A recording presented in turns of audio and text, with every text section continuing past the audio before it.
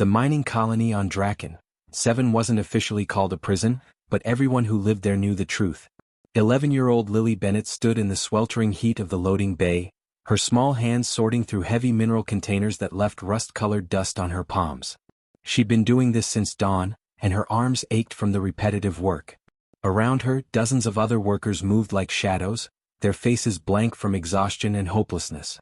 Her parents, Tom and Julie Bennett, were somewhere deep underground right now, working in the shafts where the air was thick and breathing felt like swallowing sand. Lily tried not to think about them down there in the darkness. She tried not to imagine the tunnel walls pressing in, or the way her dad's cough had gotten worse over the past few months. Instead, she focused on the containers, counting them in her head to pass the time.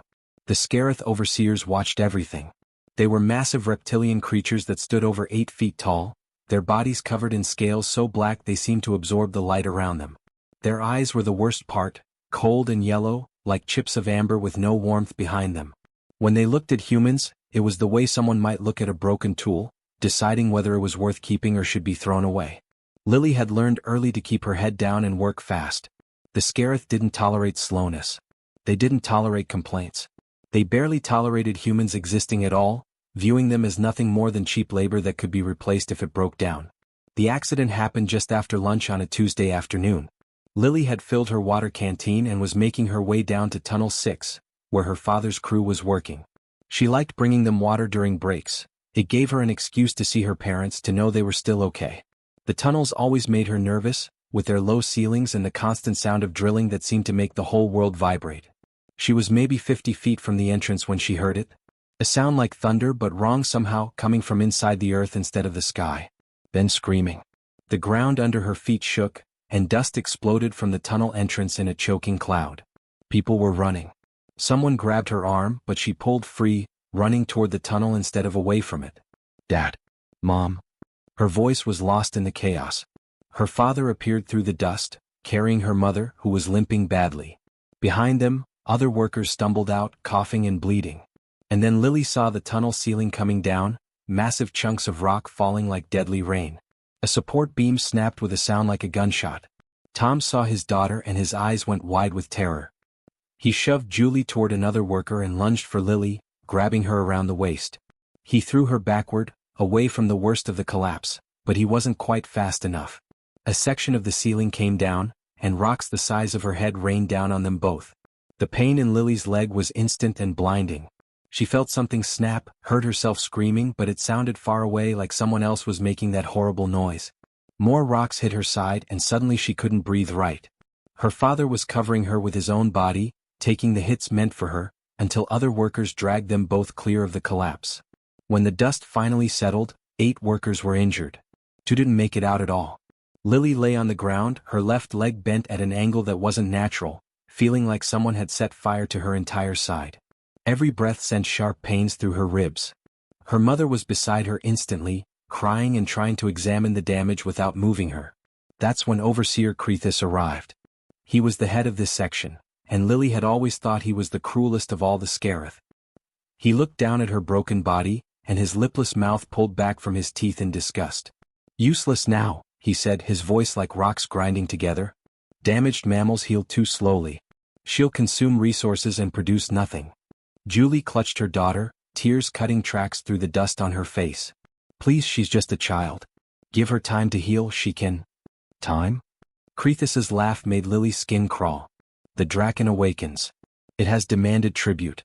We've been giving it minerals from the deep shafts, but why waste valuable resources when we have broken meat?" The words didn't make sense at first. Then Lily understood and fresh terror washed over her pain. The Draken. The creature that lived in the Great Canyon. The monster that the Scarith whispered about when they thought humans couldn't hear. "No." Tom tried to rush forward, but 2 guards grabbed him, their clawed hands digging into his arms hard enough to draw blood. More guards surrounded them, pushing back the other workers who tried to help. They dragged Lily away from her parents. She screamed for them, reaching out even though moving made her injuries scream with pain. Other Scarith had gathered now, dozens of them, their yellow eyes gleaming with amusement. They made hissing sounds that might have been laughter. Crethus addressed the crowd of human workers, his voice carrying across the loading bay. "Your species is weak, soft. Your bones break too easily, your skin tears, you can barely survive the simplest conditions. This is mercy, she would have died slowly from these injuries anyway. Now she'll serve a purpose. They carried Lily toward the canyon's edge. She could see it in the distance, a massive crack in the planet's surface that seemed to go down forever. Stories said the Draken lived at the bottom, in caves so deep that no light had ever touched them. It hadn't been seen in 5 years, but yesterday its roar had echoed from those depths, a sound so old and terrible that even the Scarith had looked nervous. At the edge they held her up so everyone could see. Lily's terrified eyes found her parents in the crowd. Her mother was sobbing. Her father's face was twisted with helpless rage and grief. "Mom? Dad?" Lily's voice broke. "Please?" Then they let go. For a moment she was falling through empty air, the wind rushing past her ears. She saw the sky above, the cruel faces of the Scarith looking down, and then the darkness of the canyon swallowed her whole. Her scream echoed off the stone walls as she plummeted into the black. Above, the Scarith turned away, already losing interest. Crethus made a dismissive gesture. "Back to work. The quotas still need to be met." They had no idea what they'd just done. They had no idea that throwing away one injured human child would be the beginning of their end. Lily woke slowly, her mind foggy and confused. The first thing she noticed was warmth. That didn't make sense. She should be cold. She should be dead, her body shattered at the bottom of an endless canyon. Instead, she was lying on something smooth and solid that seemed to radiate heat like a gentle furnace. Her legs still hurt, and her ribs ached with every breath, but the pain wasn't the screaming agony she remembered from before. It had dulled somehow, become something she could think past. She could actually move her fingers without wanting to pass out. Slowly, carefully, Lily opened her eyes. Then she froze completely, her breath catching in her throat. The creature in front of her was the most terrifying and beautiful thing she'd ever seen. It was massive, easily 30 feet long from its nose to the tip of its tail. Its scales weren't like the Scaritha's dull black. These were crystalline, shimmering in shades of blue and silver that seemed to glow with their own inner light. It had 6 legs, each ending in claws that looked like they could slice through stone. Its head was crowned with horn-like projections that curved backward, and when Lily looked into its face she saw not 2 eyes but many, arranged in a pattern that should have been alien but somehow wasn't. Each eye was huge, the size of dinner plates, and they all watched her with unmistakable intelligence. This was the Draken. The monster from the stories. The creature the Scarith feared. Lily whimpered and tried to crawl backward, dragging herself away despite the pain that shot through her broken leg. This was it. She'd survived the impossible fall only to be eaten by the thing that lived in the darkness. Maybe that's what the Scarith had wanted all along, not a quick death but a slow, terrifying one. But the dragon didn't move. It just watched her with those enormous eyes, its massive body perfectly still. Its breath washed over her in warm waves that smelled like hot stone and something else she couldn't identify, something old and clean at the same time. Then something impossible happened. Images began flooding into Lily's mind, but not like memories. These were thoughts, feelings, pure emotions that bypassed words entirely. She felt curiosity, like when you find something unexpected and want to understand it. She felt gentleness, the way her mother touched her face when she was sick. She felt a question, though she couldn't have said what the question was in words. Lily gasped, her eyes going wide. The dragon was talking to her.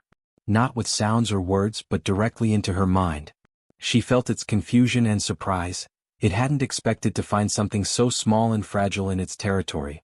And underneath everything else, threading through all the other emotions like a dark river, she felt loneliness. Not the loneliness of being alone for a day or a week, but the loneliness of centuries, of being the last of your kind, of having no one to talk to for longer than Lily had been alive. The weight of it made her want to cry. "Please," Lily whispered, her voice shaking. "Please don't eat me." More images came, faster now. She saw the Scarith through the dragon's eyes, and felt its disgust for them, cold-blooded conquerors who took and destroyed without thought. Then she saw humans and the images were different. She saw her father pulling her from the rubble, his face twisted with fear and love. She saw her mother crying, trying to shield her daughter with her own body. The dragon had been watching. It had seen everything that happened on the surface.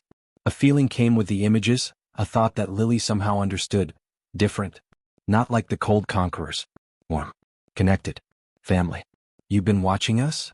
Lily asked, her fear starting to mix with confusion. "You've been watching the humans?" The dragon lowered its massive head, moving with impossible care for something so large. One of its eyes came level with Lily's face, so close she could see herself reflected in it, a small, broken girl covered in dust and dried blood. Then a single thought word formed in her mind, so powerful and ancient it seemed to echo. Thraxus. Its name. The dragon's name was Thraxus. I'm Lily, she said, hardly believing she was introducing herself to a creature from nightmares. Lily Bennett. Thraxus made a sound deep in its chest, not quite a purr like a cat, but something that vibrated through the stone floor and into Lily's bones. It was almost comforting. Then, moving with delicate precision that seemed impossible for such a massive creature, Thraxus extended one claw. The claw was as long as Lily's arm and looked sharp enough to cut through steel, but when it touched her broken leg, it was gentle. Warmth flooded through her injury, spreading like warm honey through her bones. Lily gasped as the pain receded even further, becoming a distant throb instead of a sharp agony. A thought came to her clear as day: heal. Slowly. Safe here. Lily stared at the dragon, her mind reeling. It wasn't going to hurt her. It was helping her. What?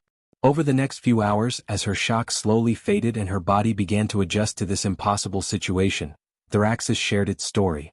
Not in words, Lily was starting to understand that Thraxus didn't use words the way humans did, but in images and emotions that painted a picture more vivid than any story her mother had ever told her. Thraxus was the last. The very last of its kind. Once there had been many dragons like it, and they had been this world's guardians. They hadn't conquered or ruled, they had protected and nurtured. They were telepathic beings who could touch minds and share thoughts, living in harmony with the planet itself, feeling its rhythms and needs like a heartbeat. Then the Scarith came. They came with their ships and their weapons and their cold, calculating cruelty. But more than that, they came with fear. The Scarith were terrified of any species that could touch minds, that could share thoughts and feelings. They saw the dragon's telepathic abilities as a threat, something that had to be eliminated. So they hunted them. Systematically, ruthlessly, they killed every dragon they could find. Some they poisoned. Some they trapped and executed. Some they hunted for sport. Thraxus showed Lily images of fire and blood, of dragons falling from the sky, of the planet itself crying out in pain as its guardians died one by one. Thraxus had survived by hiding in these deep caves, in darkness so complete that even the Scarith's sensors couldn't find it. And here it had remained, alone, for 300 years. 300 years of silence. 300 years of being the last voice with no one to answer.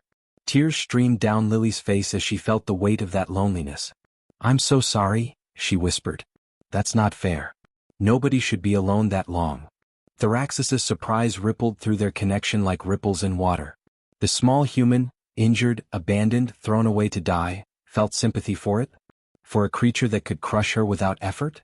A feeling came to Lily, a question she understood perfectly. Why? Because, Lily said, wiping her tears, being alone hurts. Everyone needs someone. Even dragons, I guess. Something changed in that moment. The connection between them, which had been tentative and uncertain, suddenly strengthened and deepened. Lily felt Thraxus's awakening hope, its wonder at finding compassion in such an unexpected place. 5 days passed in the depths of the canyon, and Lily lost track of normal time. Down here, there was no sun to mark the hours, no shift bells to tell her when to work or rest. There was only the gentle glow of Thraxus's scales and the warmth of the caves that seemed to seep into her very bones. Her leg was healing impossibly fast. By the 3rd day she could put weight on it without crying out. By the 5th day she could walk short distances with only a limp. The broken ribs that should have taken weeks to mend were already knitting back together. Thraxus explained through their mental link that it was a combination of things. His presence somehow accelerated natural healing, and the water that trickled through these caves was rich with minerals that strengthened bone and tissue. Lily didn't fully understand the science behind it, but she was grateful. The physical healing was remarkable, but it was nothing compared to what was happening inside her mind.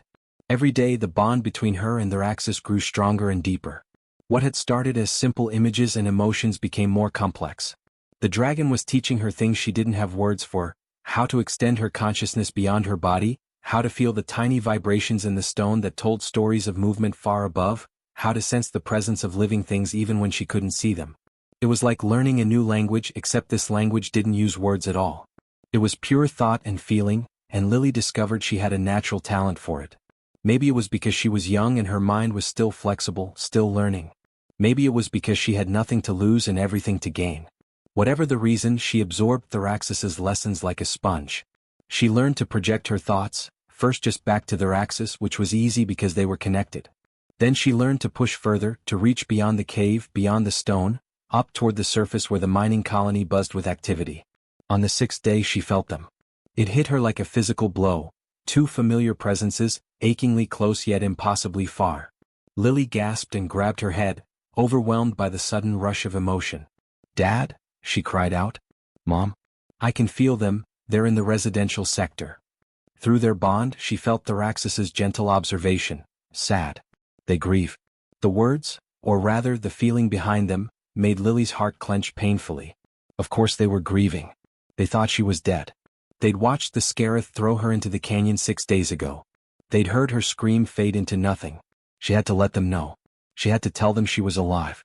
Lily closed her eyes and pushed with everything she had, focusing on those two familiar presences, on the love and connection she'd felt her entire life. "Mom. Dad. I'm alive." Far above, in one of the cramped housing units where human workers were packed like cargo, Julie Bennett sat on the edge of a narrow bunk, staring at the metal wall. She hadn't eaten in 2 days. Hadn't really slept either. She just sat, replaying that horrible moment over and over, seeing her daughter fall into darkness. Tom sat beside her, his face buried in his hands, shoulders shaking with silent sobs. 6 days. 6 days since they'd lost everything that mattered. Then Julie gasped, her hand flying to her chest. Tom, did you?" Tom's head snapped up. "Lily?" he whispered, his voice hoarse. I felt." The feeling was gone as quickly as it had come, but they both knew what they'd experienced. It hadn't been imagination. It had been real. Down in the cave, Lily cried out in pain as the connection shattered. The effort of reaching that far had been too much. Her head throbbed and she felt like she might throw up. Thraxis caught her gently as she collapsed, cradling her small body in one massive claw. "Too far. Too fast," the dragon chided, but his mental voice was gentle, concerned. "Rest now." "But they felt me," Lily panted, a smile breaking across her face despite the pain. "I know they did. They felt me, Thraxis." Over the next several days Lily practiced constantly. She learned to control the mental reach, to send short, focused bursts of thought instead of trying to maintain a full connection. She learned to time her attempts for when her parents were alone, when the Scarith wouldn't notice them suddenly pausing or reacting to something invisible. Her father, Tom, had always been smart, an engineer before the Scarith enslaved him. He caught on quickly, learning to listen for her mental whispers, even learning to send simple thoughts back. It wasn't much, just feelings and basic ideas, but it was enough. Meanwhile, Thraxis was showing her things that made her blood run cold. The Scarith weren't just mining regular minerals. They were extracting something called void cores, massive crystalline structures deep within the planet that glowed with strange energy. Through Thraxis's ancient knowledge, Lily learned the terrible truth. These weren't just valuable resources. They were the planet's stabilizing force, the things that kept the world's core balanced and functioning. Every void core the Scarith ripped out brought the planet closer to catastrophic collapse. Thraxis showed her mathematical calculations that she barely understood, but the conclusion was clear. In 2 months, maybe less, the chain reaction would become irreversible. The planet's core would destabilize, and the entire world would tear itself apart. "How many people are here?" Lily asked, her voice small. "In the colony?" Thraxis's mental voice was precise. 342 humans. 87 Vryn. 23 Poloth. All slaves. Lily knew about the other species. The Vryn with their 4 arms and gentle nature, the massive but peaceful Poloth who were strong as machines but wouldn't hurt anyone. They were all prisoners here just like the humans. What about the Scarith? How many of them? 47. But armed. Trained warriors. Lily bit her lip, doing the mental math. 452 slaves against 47 armed soldiers. On paper, the numbers favored the slaves, but reality was different. The Scarith had weapons, armor, ships.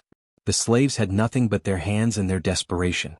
"Those aren't good odds," she said quietly. "No," Thraxis agreed. "But you have something they don't." "What?" "You organize. You inspire. You make family from strangers. I see it in your memories. Humans do this. Take broken pieces, make whole." Lily thought about the colony, about people like old Jerry who always shared his food rations, about Beth who sang songs to keep spirits up, about Kevin who taught the children to read even though the Scarith forbade it. Thraxis was right. Humans survived by banding together, by taking care of each other even when everything seemed hopeless. "Okay," Lily said, standing up straighter. "Then we need a plan. A real one." The first sabotage happened 2 weeks after Lily had fallen into the canyon. Extractor 7, one of the massive machines that drilled deep into the planet for void cores, suddenly ground to a halt with a grinding screech that echoed across the mining site. Sparks flew from its control panel, and black smoke poured from the extraction array. The entire system was fried, completely dead. Overseer Krethus arrived within minutes, his yellow eyes blazing with fury.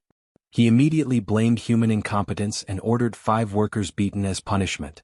Tom Bennett was one of them, taking the blows without making a sound, his face carefully blank. But inside he felt a surge of grim satisfaction. He'd done his job well. The damage looked exactly like a power surge, a natural equipment failure. Even the Scaratha's own diagnostic equipment confirmed it, just bad luck, a faulty circuit, nothing suspicious. Krethus had no proof it was sabotage, only his suspicions. Deep below, Lily felt her father's emotions through their bond and couldn't help but smile.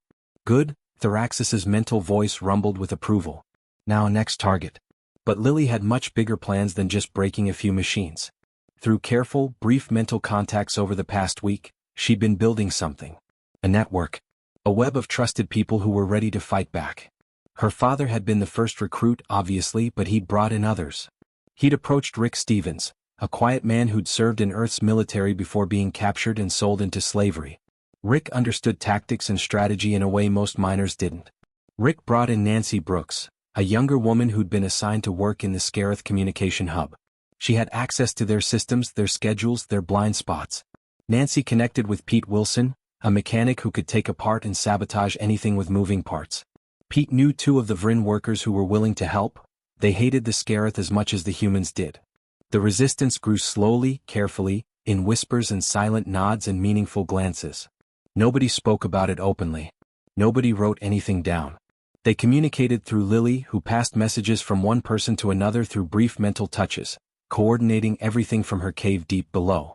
Lily spent her days training with Thraxis, and she was getting stronger in ways that amazed even the ancient dragon. Her leg had healed completely, not just healed but was stronger than before, without even a scar to show where the bone had broken. The telepathic bond between them now worked both ways. She could sense what Thraxis sensed, feel the subtle vibrations in the stone that told her when someone walked overhead. And worse, she could feel the planet's pain every time another void core was ripped free. It felt like someone twisting a knife in her stomach, each extraction making her gasp and clutch at her chest. Through Thraxis's ancient connection to the world, she saw the damage spreading, purple cracks like veins of poison running through her mental image of the planet's core. 2 more weeks, Lily said one day, her voice tight with worry as she watched those cracks spread wider in her mind's eye. Maybe 3 at most. That's all we have before it's too late. Then we move faster, Thraxis rumbled, and Lily felt his determination flowing through their bond. The sabotages increased. Extractors failed one after another. Transport vehicles broke down mysteriously. Power outages plagued the Scarath quarters at night, leaving them in darkness. Supply shipments went missing. Equipment vanished. Each incident was small enough to be dismissed as bad luck or human error, but together they slowed the mining operation to a crawl. Production dropped by 40% in just 1 week. Then 50%. The Scarath were falling behind their quotas, and their superiors in orbit were not pleased. Krethus grew increasingly suspicious and paranoid. He stalked through the colony like a predator, his yellow eyes watching everything, looking for proof of what he suspected but couldn't prove. The mammals are too stupid for this level of coordination, he hissed to his second-in-command Vrex, during a private meeting in his quarters. They're animals barely smarter than the equipment they operate. And yet these failures follow patterns. Strategic patterns. Vrex's scales rippled with concern. Perhaps we should eliminate more of them. Make an example. Show strength and terror. Fear keeps slaves obedient. Lily felt their intention through Thraxis's connection to the stone, the vibrations carrying their voices down to the caves. Her blood went cold. She immediately sent an urgent mental pulse to her father. They're planning something. Be careful. Tell the others. It was week 3 when the Scarath made their move, and it was brutal. Guards swept through the residential sectors at dawn, dragging everyone from their bunks at gunpoint. Workers were herded into the central yard, 342 humans stumbling in the early light, 87 Vryn with their forearms raised in surrender, 23 massive Poloth moving slowly, their peaceful faces showing fear. Everyone knew something terrible was coming. Krethus stood on a raised platform in the center of the yard, a weapon in his clawed hands. More guards surrounded the crowd, their rifles pointed inward. There was no escape, nowhere to run. "There is a saboteur among you," Krethis announced, his voice carrying across the silent yard. "Multiple saboteurs, in fact. Someone has been deliberately destroying our equipment, costing us time and resources." He let the words hang in the air, watching the crowd for reactions. "I am offering mercy today. Confess now, step forward and identify yourselves, and only the guilty will die. But if you remain silent, if you continue to hide among your fellow workers like cowards." He raised his weapon. "Then I will execute every 10th worker, starting now until someone speaks." The silence that followed was absolute. 452 beings stood frozen, barely breathing. Krethis smiled his lipless smile. "Very well. Let us begin." The Scarith recovered from their shock faster than anyone expected. These were trained soldiers, and shock only paralyzed them for seconds. Weapons fire erupted across the yard as they opened fire on the defenseless workers. But their axis was faster than any bullet. The dragon's massive tail swept across the platform like a battering ram, sending Overseer Krethis and his guards flying through the air. They crashed into the far wall with bone-breaking force. Energy blasts that should have torn through human flesh splashed harmlessly against Thraxis's crystalline scales, the shots deflecting in all directions. Then the dragon opened his mouth and released something Lily had never seen before, an electromagnetic pulse that radiated outward in an invisible wave, frying half the Scarith weapons in an instant. Rifles sparked and died in their wielders' hands. "To the ships!" Rick Stevens bellowed, his military training kicking in. He led a charge toward the landing zone where the Scarith transport vessels sat. "Move, move, move." But Lily had other concerns pressing on her mind. Through her bond with Thraxis, she could sense the planet's death approaching faster than they'd predicted. The battle vibrations, the explosions, the running feet, the falling structures, were accelerating the core's collapse. They didn't have 2 weeks anymore. 8 days. Maybe 7 before the planet tore itself apart. "We need to stop the extractors," Lily told Thraxis through their mental link. "All of them. Right now. Before they pull one more void core." The dragon understood immediately. While the battle raged below, Thraxis spread his massive wings, appendages that had remained folded against his body, hidden, that no one in the colony had known existed. They were magnificent, stretching out wider than any building, membranes like stained glass catching the light. With 2 powerful beats, Thraxis launched into the air, and Lily clung to his neck, her small hands gripping his scales. They soared over the colony, and Lily saw everything from this new perspective. The workers scattering toward the ships, the Scarith trying to regroup, the smoking ruins of buildings damaged in the first moments of the battle. "There." Lily pointed toward the main extraction facility on the colony's edge, where 3 enormous machines, each the size of a house, drilled continuously into the planet's heart. She could feel them even from here, feel the agony they were causing. Thraxis dove like a meteor. His claws, harder than any metal the Scarith had ever forged, tore through the machinery like it was made of paper. Gears scattered, drill bits snapped, control panels exploded in showers of sparks. Void cores tumbled free from their extraction housings, their sickly purple glow fading as they disconnected from the machines. Lily gasped as she felt the planet sigh in relief. The draining finally stopped. But even as the pressure eased, she knew with terrible certainty that stopping the extraction wasn't enough. The damage was already done. The cracks in the core were too deep, the instability too advanced. They had bought time, nothing more. On the ground, the human resistance was making progress. They'd captured 2 Scarith transport ships, overwhelming the guards through sheer numbers and desperate courage. Nancy Brooks had fought her way into the communication hub, knocking out the Scarith operator. Her fingers flew over the controls as she broadcast a distress signal on every frequency she could access, including the Galactic Council's emergency channels. The message included evidence of everything: the void core extraction, the planned abandonment, the enslavement of multiple species. If anyone was listening, they'd know the truth. Krethis pulled himself from the rubble, bleeding from a gash on his head but very much alive. His yellow eyes blazed with hatred. "Kill them!" he screamed at his remaining soldiers. "Kill them all. Leave no witnesses." The Scarith rallied for a final push, forming up into disciplined units despite their losses. 40 trained soldiers against 300 slaves. Under normal circumstances, the slaves wouldn't stand a chance. The Scarith were professional killers, and the workers were just that, workers. Miners, cleaners, cargo handlers. Not fighters. Then their axis returned, descending from the sky like judgment itself. The dragon landed between the advancing Scarith and the fleeing workers with an impact that shook the ground. Dust billowed outward in a wave. And standing on top of Thraxis's head, silhouetted against the sky, was Lily. Her eyes blazed with shared power, glowing with an inner light that was both hers and the dragon's. "Enough," she said, and though she didn't shout, her voice somehow carried across the entire colony, reaching every ear. Lily raised both hands, and through the bond, that deep, unbreakable connection, she and Thraxis became truly one. She could feel every person in the colony, all 452 of them. She felt their fear, yes, but also their hope, their desperate will to survive, their love for each other. And she could feel the planet beneath them, wounded and dying but not dead yet, still fighting. Together, Thraxis's ancient voice joined with hers, speaking directly into every mind present. "We are together." The humans felt it first, a connection snapping into place, warm and supportive, linking them mind to mind. They gasped in wonder.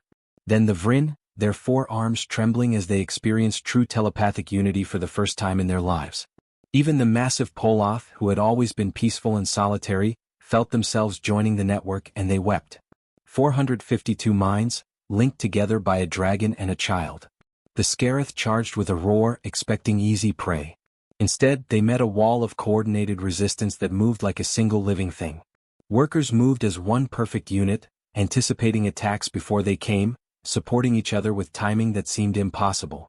They weren't trained warriors, but they didn't need to be. They were a single organism with hundreds of bodies, and they knew each other's thoughts. The Scarith fell within minutes, overwhelmed and disarmed. Krethis himself stood alone, weapon raised, facing Lily and Thraxis.